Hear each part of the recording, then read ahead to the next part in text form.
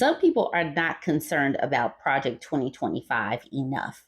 This person, the president of the Heritage Foundation, Kevin Roberts, is talking about promising a second American revolution. That's his talking points as far as this election.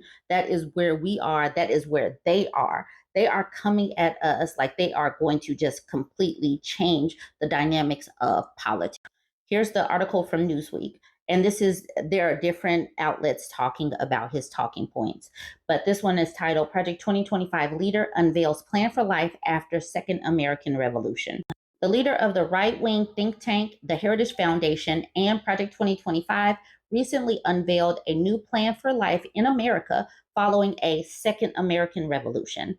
The remarks by Roberts come shortly after he appeared on Steve Bannon's War Room podcast this week and spoke about how a recent ruling from the U.S. Supreme Court on presidential immunity could prompt a second American revolution. He said the Supreme Court's judgment on Monday that presidents are immune from prosecution for official acts will free them up to introduce policy without having to triple guess every decision they're making in their official capacity.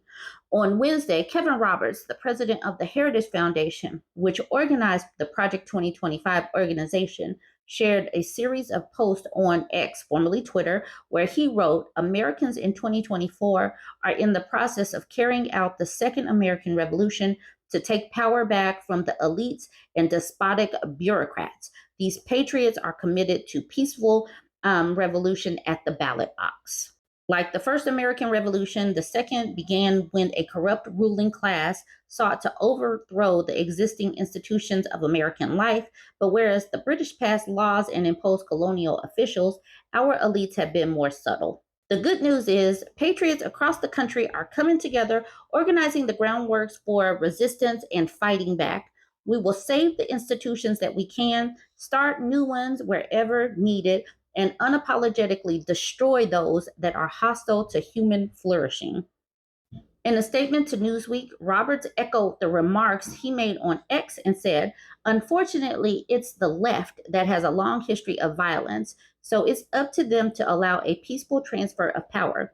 As we saw in 2020, organized groups on the left have the capacity to carry out violent riots, take over cities, and weaponize taxpayer-funded agencies to target their political opponents. And you see how he is skipping over January 16th, 2021, when their patriots peacefully took over the Capitol. Roberts outlined how the ruling might help transform the federal government with conservative policy proposals should Donald Trump win the White House in November and adopt Project 2025. The Project 2025 website states that its presidential transition will project seeking to build on 4 pillars that will collectively pave the way for an effective conservative administration, a policy agenda, personnel, training, and 180-day playbook. They are literally game planning on how they are going to stack different lawmakers up and down federal, state level, and city level offices. That is where they are. That is the reason why people really need to know and understand what these Christo fascists are doing. In spite of all this nonsense from the left, we are going to win. We are in the process of taking our country back. Roberts said, we are in the process of the Second American Revolution, which will remain bloodless if the left allows it to be. Unlike what happened in 2021, when the Capitol was taken over by these insurrectionists who failed simply because Trump lost. But they are still going to continue to try to create a theocracy. They are trying to continually strip away women's rights. They are anti-DEI. They are saying that the only families that are relevant are nuclear families with a man and a woman in the household. I don't know what they're going to do with the other households.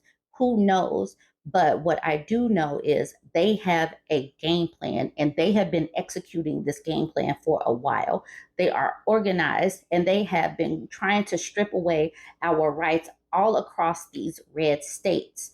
I hope people are really paying attention to the words that these people are speaking out in the public square. They are not keeping their agenda hidden. They are quite loud and proud of it.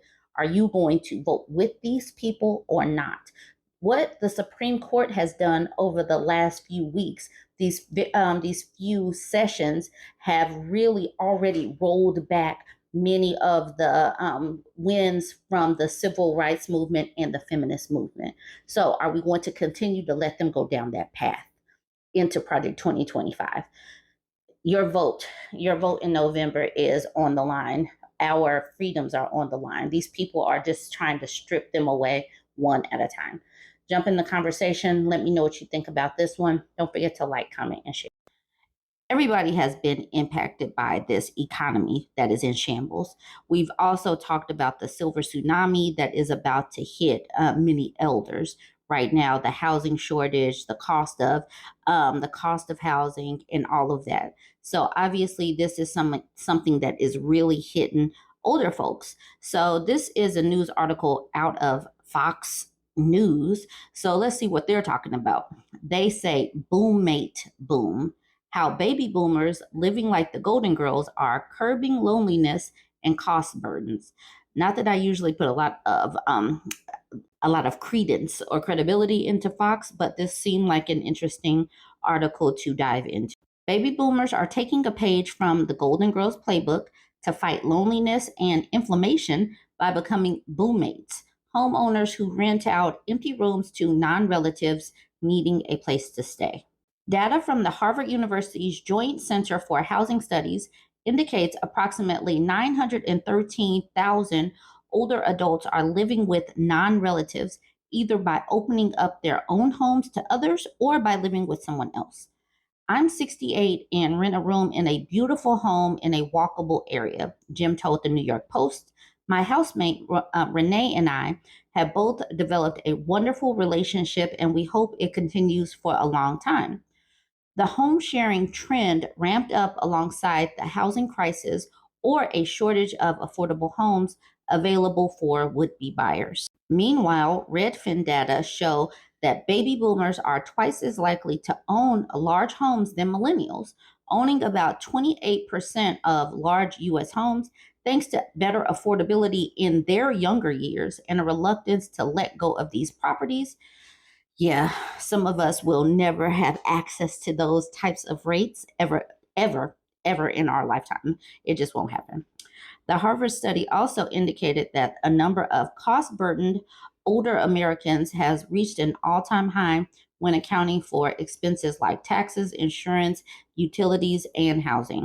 Combine that with fixed incomes and deteriorating retirement funds for elderly homeowners, and perhaps it seems Rose, Blanche, Dorothy, and Sophia were onto something.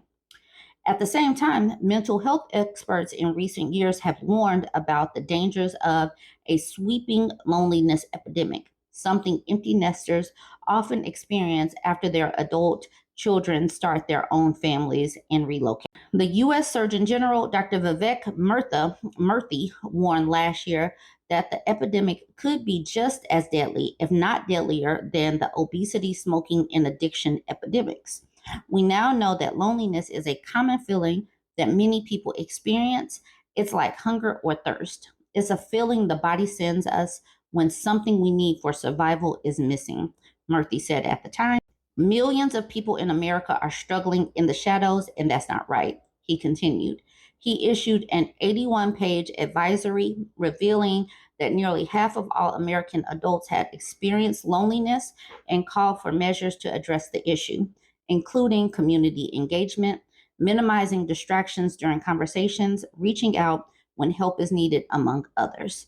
So, this is a way to battle being lonely and a shortage of money in this hard times. This is definitely some way to fix some of the issues that are cropping up, and that's going to take some networking and community building to figure out where these people are going to be able to go to, who has a house, who has a room available for rent, and all that. But seems like a definite solution to this housing shortage and these very, very high expenses.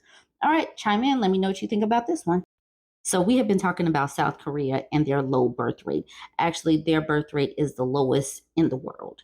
Well, they want to have more babies, but I'm not sure if y'all know this. They have they are pretty not kid friendly. They are pretty anti-kid in South Korea, and more kid-free spaces are popping up in South Korea. This is an article out of the Straits Time. It says low birth rates impact on hotels in South Korea. More declare adults only policies. Low birth rates are not just statistics. Their implications are evident across various aspects of Korean society, including the vacation scene.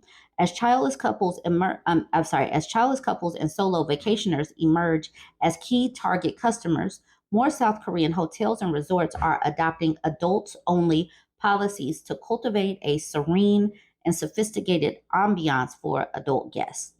This trend, coming on top of an increase in no kid venues in the country, raises questions about inclusivity and how to balance the diverse needs of all customers. Lod Hotel Busan has been operating its outdoor swimming pool exclusively for adults after sunset since 2023. The adults only policy was adopted after the hotel observed that guests in their 20s and 30s predominantly use the pool during evening hours. In the evening, we provide unlimited draft beer and host a DJ show, which are not suitable for children, a hotel spokesman said. Families with kids can still use the pool during the day or the indoor pool even at night. L7 Hyundai in Busan offers its pool for adults aged 19 and above after 7. Park Roche, a resort in Gyeongsang, Gangwon province, also allows customers over 16 to access its indoor pool and sauna. While the outdoor pool is open to all ages, pool tubes and beach balls are not permitted. Douglas House at Grand Walker Hill in Seoul does not offer accommodations for children under 18 or pets, which it says is to prioritize customers' comfort, rest, and deep sleep. Some places offer separate services tailored to different customer needs. Haegi Forest in Pyeongchang, Gangwon province, divides its pools into distinct zones: a kid zone, a no kid zone, and a pet zone. The no kid zone is reserved for guests aged 15 and over. Heivichi Hotel and Resort Jeju operates one of its two outdoor pools exclusively for those aged 19 and over. Hotel officials said the pool at the resort is small and the people rarely swim there. Most visitors spend time taking photos for their Instagram accounts, so we naturally designated it as an adult-only pool. Regarding the increasing no-kid trend in hotels and resorts, opinions are divided among customers. Ms. Kim Young-A, 45, who has a son, expressed her understanding. One time, my husband and I stayed at a luxury hotel after sending our son to his grandmother. We wanted to have a quiet time at a pool at night, but we couldn't as two children were screaming and running around and their parents did not care. In the US, where I stayed for years, parents were extremely cautious about ensuring their children did not cause inconvenience to others. Shop owners can also warn parents or even ask them to leave. But in Korea, the culture is a bit different. So customers had to just endure the inconvenience in such situations. Mr. Park Ju Hyuk, a father of two, expressed concerns over the growing trend that does not welcome families with children. I understand the hotels are separating kid zones and no kid zones for those who want to stay quiet, but making all areas no kid zones is not understandable. If the entire area is banned just because they are kids, the family faces disadvantages after paying the same fees. The parents who do not control their kids are very few. Most parents are very cautious about their children not causing inconvenience. If someone causes a problem, they should be kicked out. Banning children completely because they are a child is discrimination. Hotels, like other private businesses, have the right to operate per their own policy and rules, but the trend, which adds to a wave of policies excluding children, seniors, or certain demographics, raises concerns, experts said. Professor Lee Yoon-hee from Inha University's Consumer Department pointed out that businesses have the discretion to decide whether to be family-friendly or not, as they are not state-run or welfare organizations. Among customers, there are diverse rights, such as the right to be with children and the right not to be disturbed. Among these conflicting rights, companies have the operational right to choose in the direction that helps sales. Professor Guak Gyum Ju of Seoul National University Psychology Department, while acknowledging the business's operational rights, cautioned against society that increasingly groups people. It seems the society is moving towards less tolerance and an inability to endure a little inconvenience. Although companies can increase income through exclusive policies, I don't think such a trend would have a positive impact on society as a whole. The Korea Herald, Asia News Network. This is interesting because explain how this would work. You want people to go out and have kids, but then you're like, nope, you're going to have some kids, but y'all have to stay over there hidden.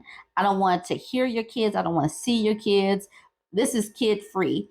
Imagine the psyche of the person that is trying to figure out in the culture that is already misogynistic and sexist, do they really want to have kids in an anti-kid country? This is just wild to me, but you guys go ahead and weigh in your thoughts. Don't forget to like, comment, and share.